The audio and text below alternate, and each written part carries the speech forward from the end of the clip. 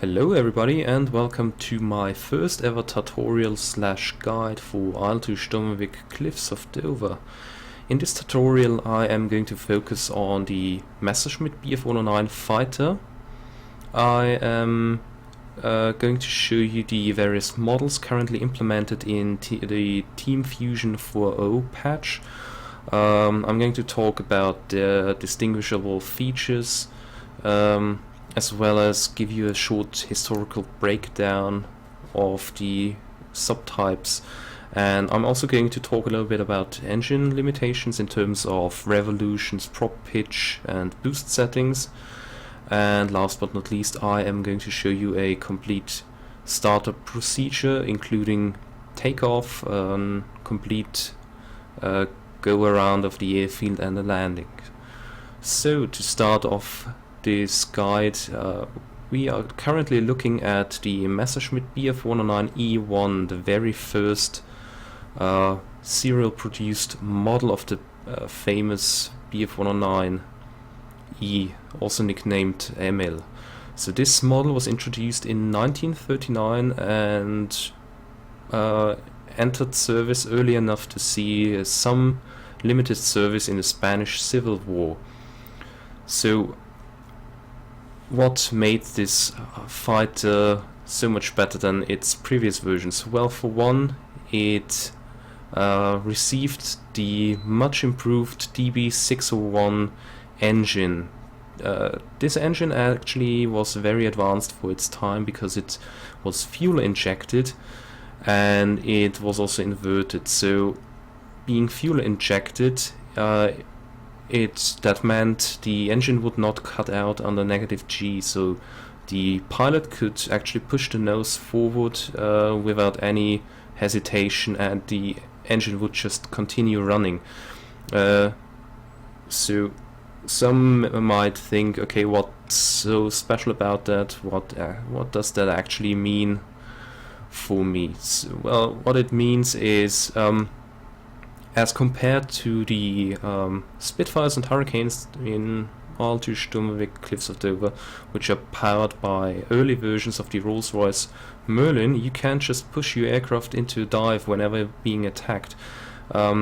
If a Spitfire or Hurricane were to follow, they could either just push their nose forward just like you and risk the engine cutting out, which would mean a tremendous loss in power for a few seconds, or they would instead have to half roll and pull after you. And in both cases it just means that the German pilot gets a few precious seconds to extend the distance between him and his pursuer.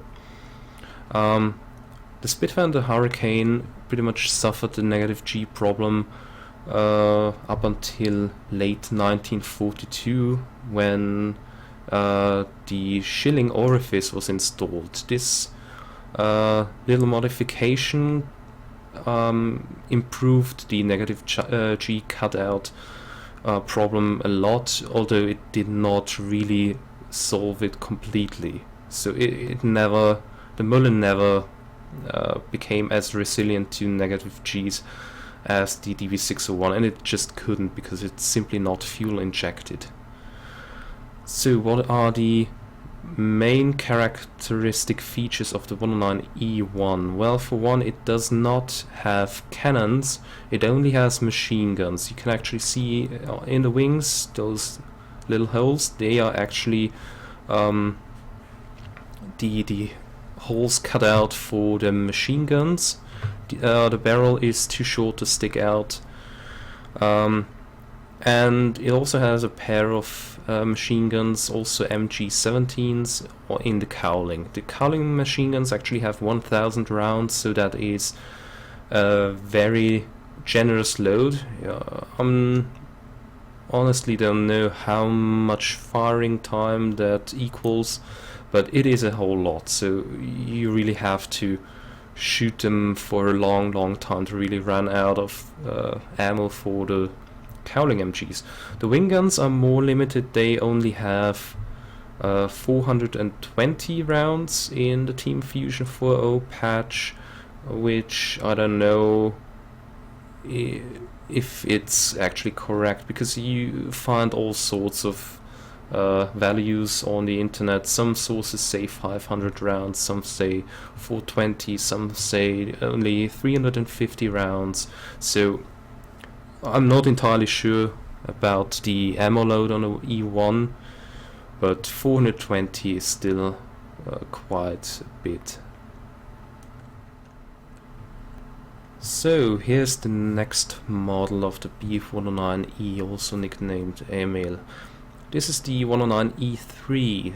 So historically the only difference, or the main difference between the E1 and this version was that the wing machine guns were actually swapped out for cannons. This was the first version of the 109E to receive cannons.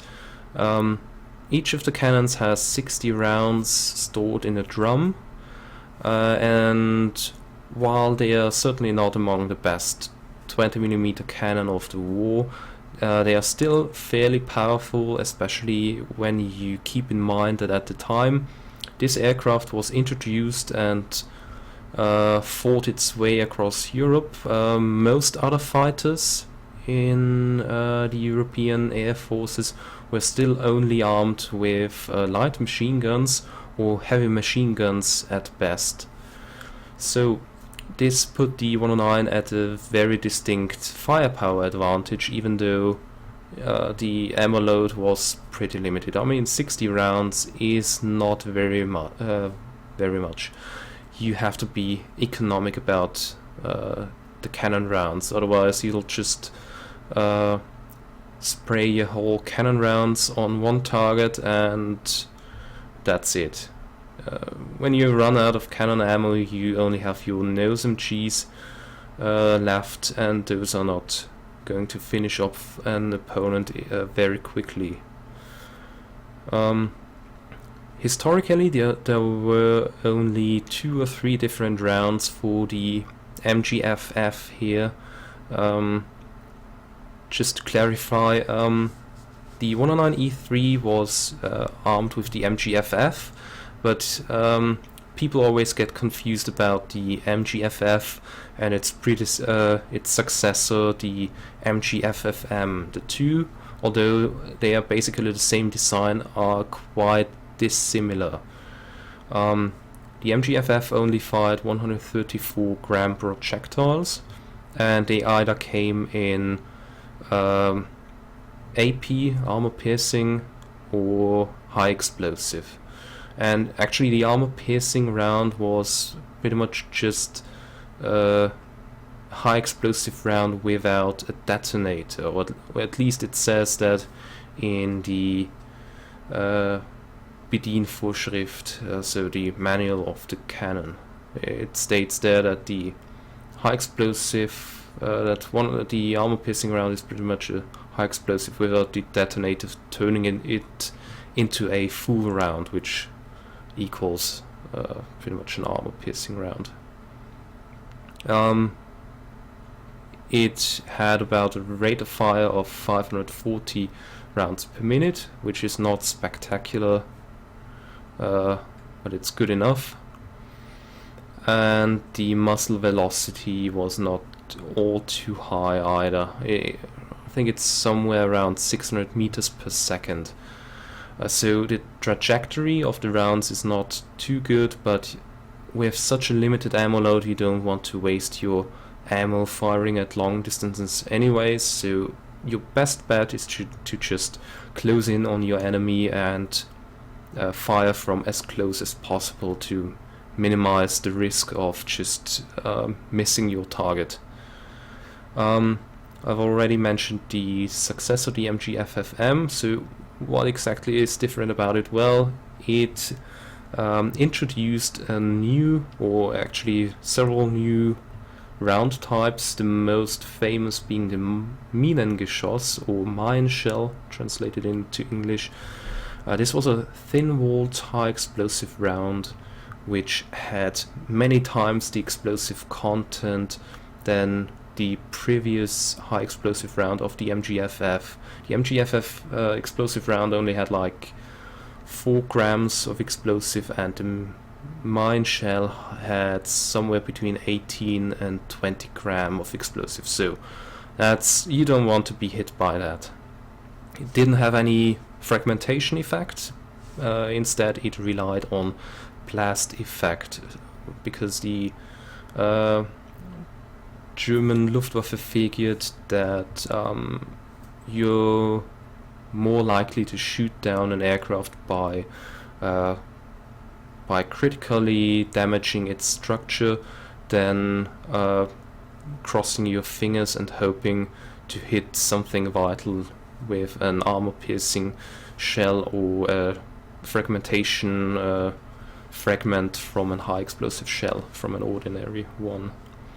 Other than that, the MGFF-M's spectrum of rounds also expanded to various mixtures of rounds. So you didn't only have armor-piercing and high-explosive, you got armor-piercing incendiary, tracer, high-explosive incendiary, high-explosive tracer, and all sorts of mixtures.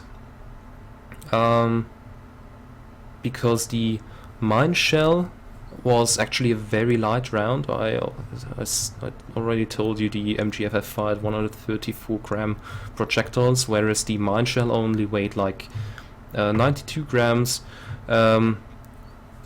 The lighter weight of the mine shell necessitated that the bolt of the gun had to be lightened, and therefore the other rounds also had to be lightened, because you cannot fire such dissimilar rounds with the same kind of bolt. The lighter bolt with a heavy projectile wouldn't have enough energy to be recycled, and therefore the other rounds, the armor-piercing rounds and normal high-explosive rounds, were also lightened, and they ranged in weight between 115 and 117 grams.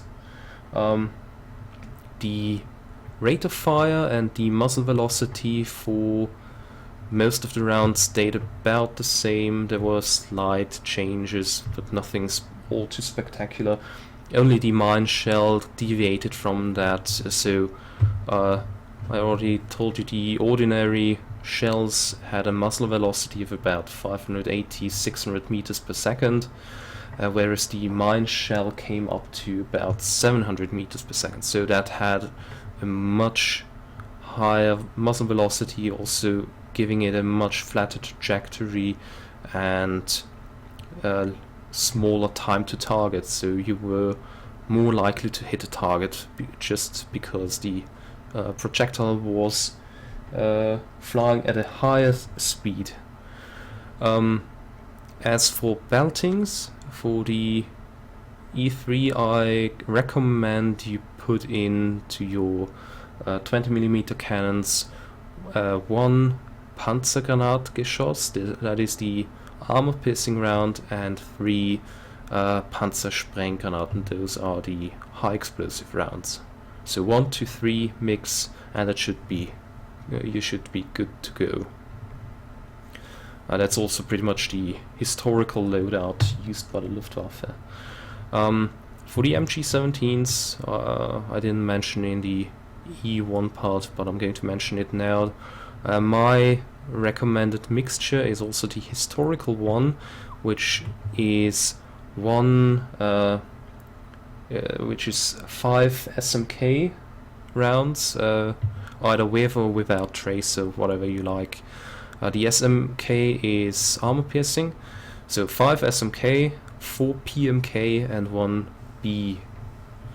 The PMKs are the phosphor rounds, so they are actually incendiary, and the B round is actually a small high explosive round used for observation. It actually means observation, translated from German. So B stands for Beobachtung, which is observation. So much for the E3. Let's move on to the E4 then. So here we are with the Messerschmitt Bf109E4. This is one of the latest models featured in Cliffs of Dover, and there are a few distinguishable features on this model as compared to the E1 and E3. For example, it does feature the more powerful MGFFM cannons that I previously talked about. That can make use of the mine shell, and it also in IL-2 Sturmovik Cliffs of Dover features an automatic propeller governor. This is actually a very nice feature, because in a dogfight in the E1 and E3 you are going to find yourself constantly governing the propeller pitch, because you neither want the engine to over rev, but you also don't want to run it at a too low rev, because you're not going to get the full power out of it.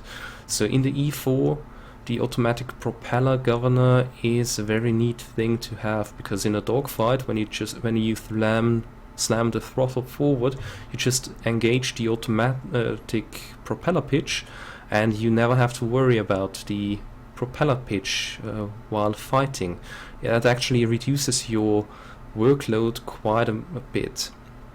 When you're not in a dogfight, I actually recommend disabling the automatic propeller pitch, because in my experience the automatic propeller governor tends to under rev the engine when you're not flying at full power. So if you're at any power setting other than full power, the engine always seems to under rev and you're not getting the most out of it. So I've mentioned the MGFFM cannons, and you probably wonder what is my recommended ammo mix on that gun. I'm again going for the historical load, which is one Panzergranate, which is the armor-piercing round, one Brandgranate, which is the armor-piercing incendiary round, and 3 Minengeschosse, so 3 mine shells. So the Panzergranate and the Brandgranate are there to just do structural damage and setting stuff on fire, whereas the mine shell is going to tear the entire aircraft apart through blast effect. So these are all the features of the 109E4.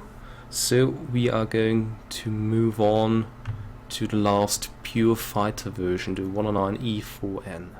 So this is the last pure fighter version, the 109E4N. It does look exactly the same as the E4, because it's basically just an up-engined version of the E4. There is no difference other than the engine on this one. It's actually powered by a DB601N engine that's running on 100 octane C3 fuel, and it's actually the same engine as on the later Bf109F2 fighter.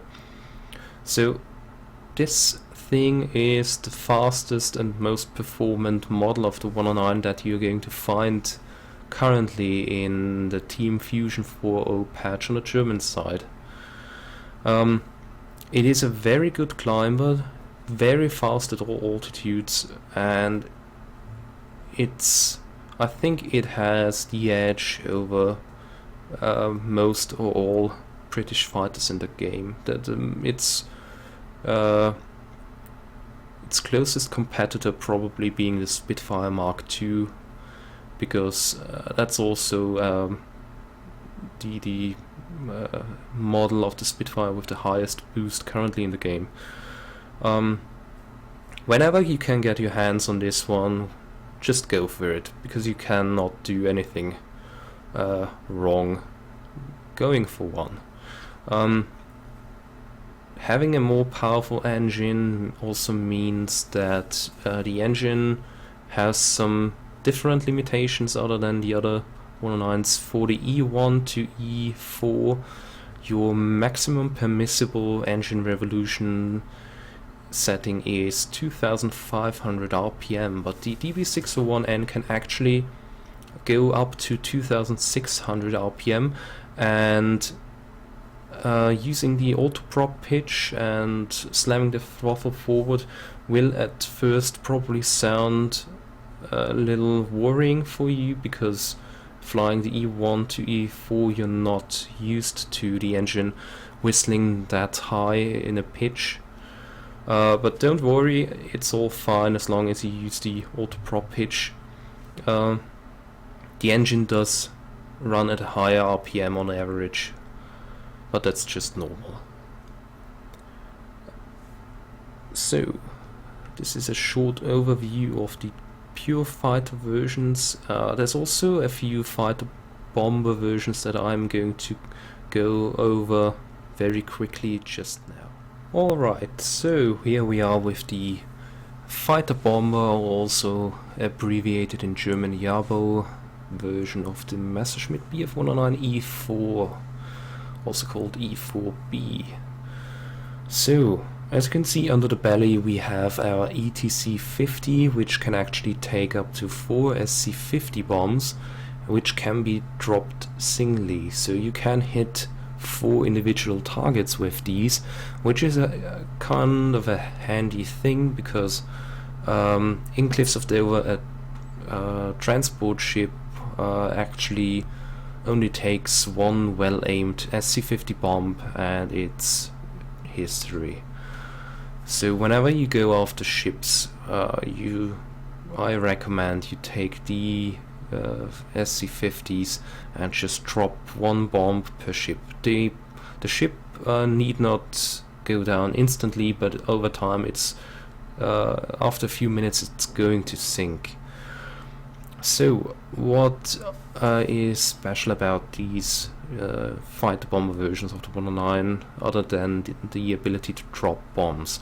Well, they also have slightly altered versions of the 109's DB601 engine. They actually featured a 601AA, which was intended as an export model, because the second A in 601AA stands for Auslandisch or foreign, which designates an export version.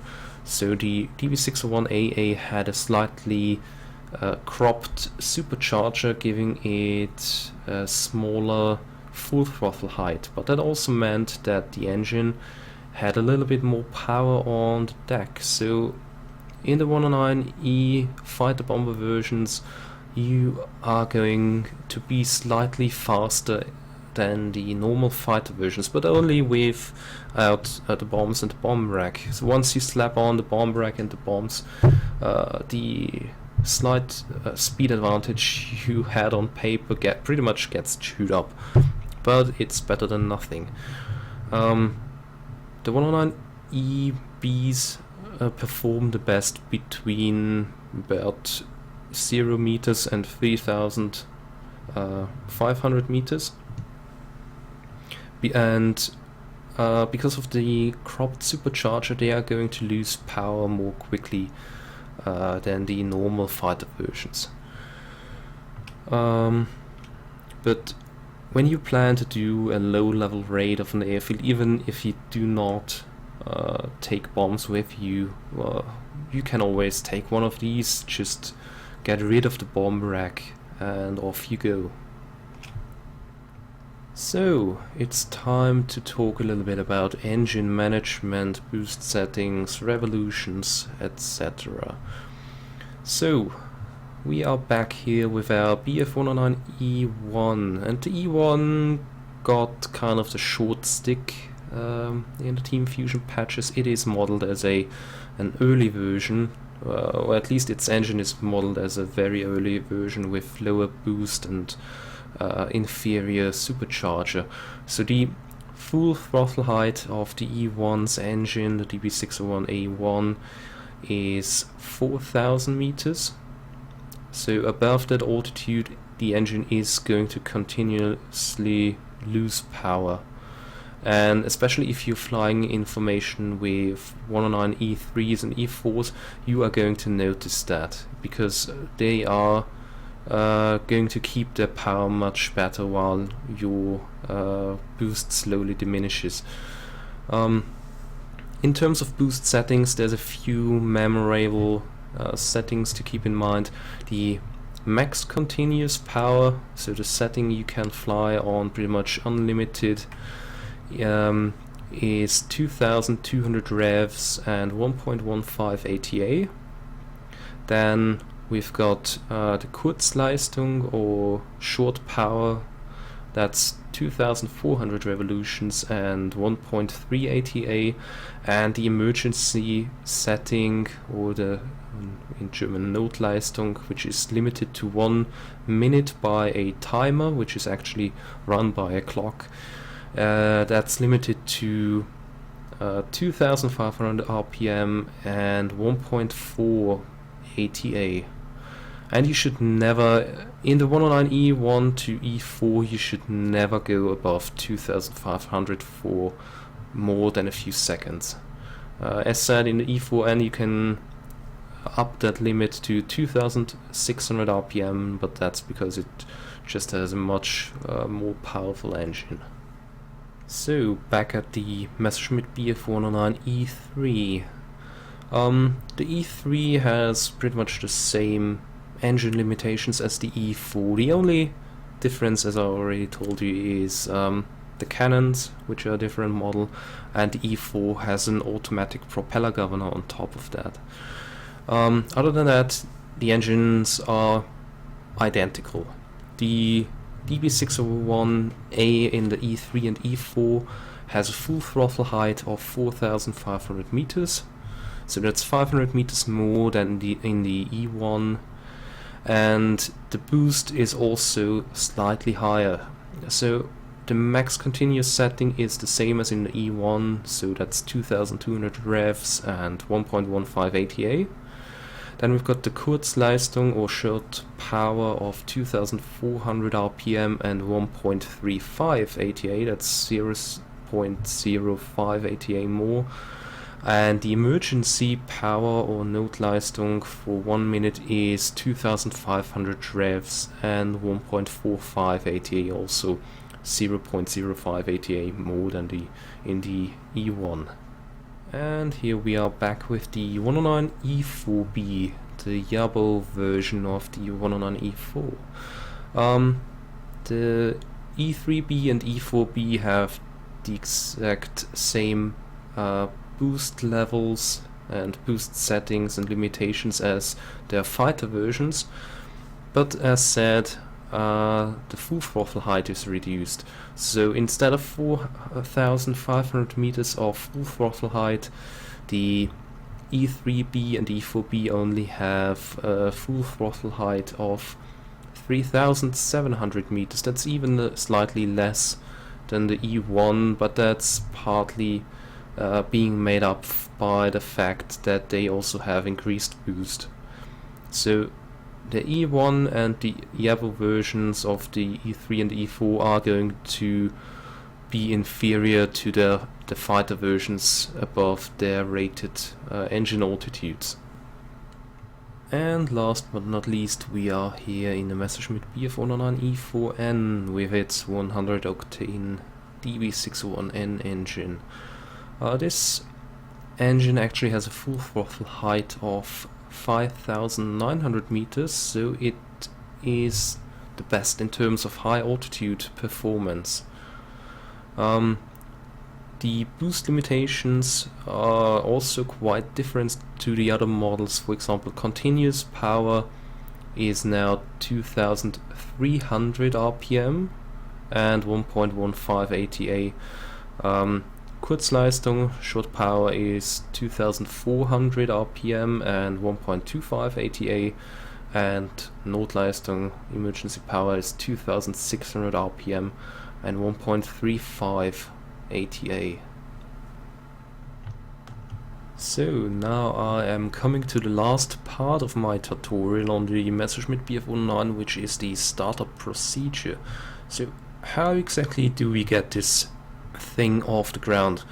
Well, the very first thing to do is to switch on the fuel cock.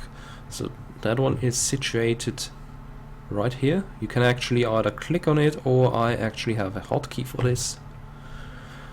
So the next thing I like to do is open the radiators. So that's the oil radiator, this is the water radiator.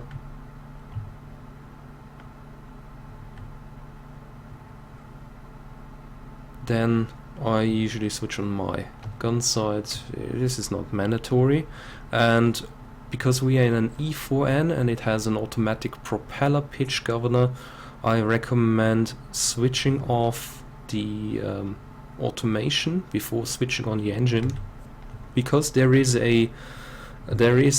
sort of a bug with the automatic prop pitch when you spawn on the ground, because if you do not set it manually to 12 o'clock and then re-engage, the engine is going to run at far too low RPM. So it's best to switch off the automatic prop pitch, set it to 12 o'clock.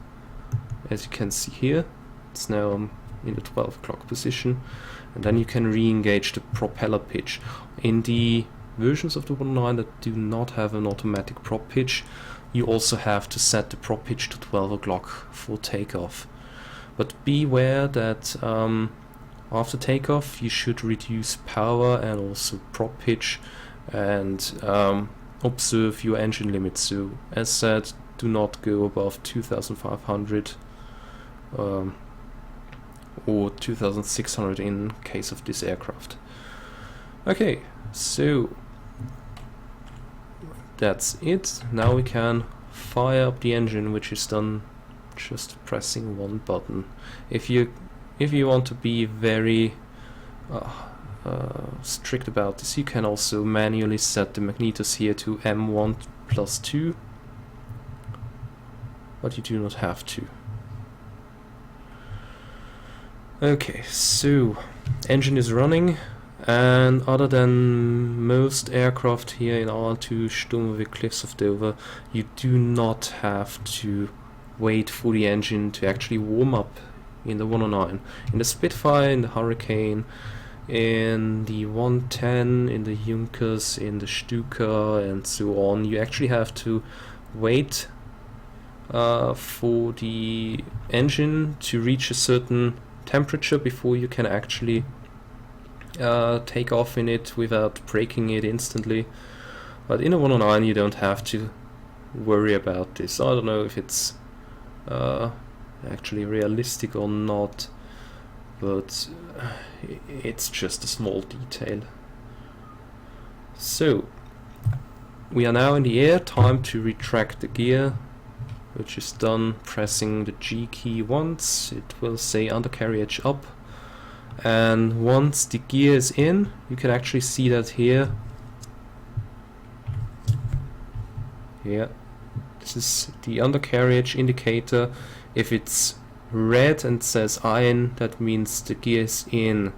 You might wonder, why does it glow red so dangerously? Well, it's pretty much just to indicate that when you're coming in at landing,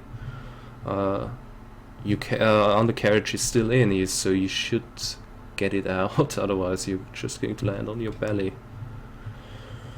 By the way, you can apply some amount of flaps on takeoff, but it's not really necessary. I like to keep them in, and yeah, just start as it is.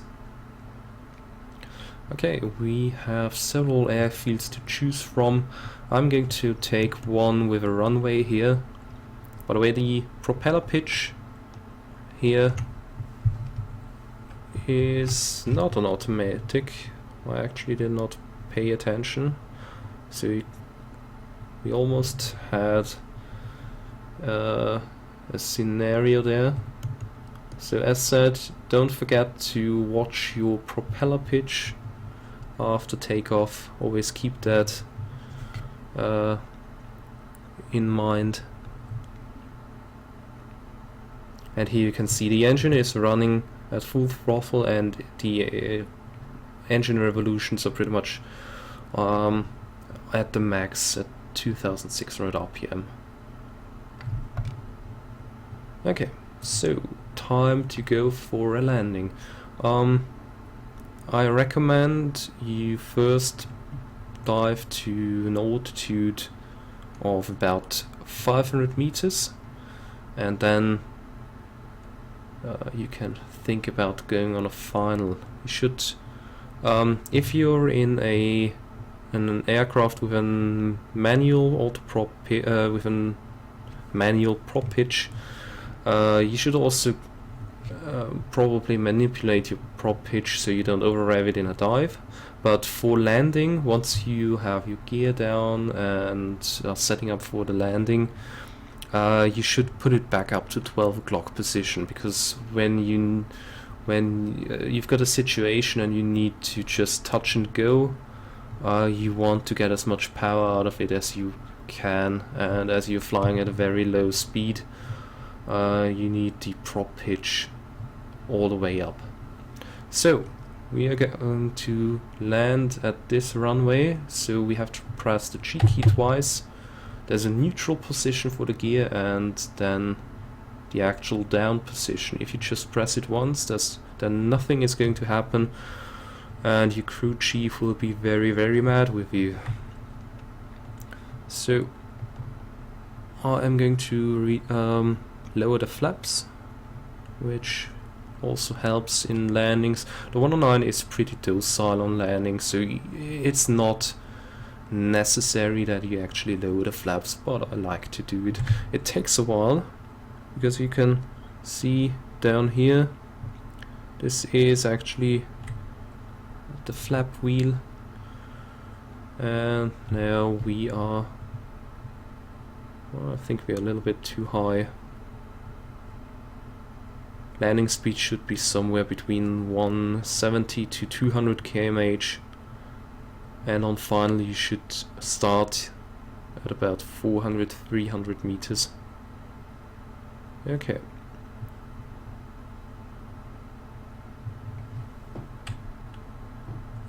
And we've touched down.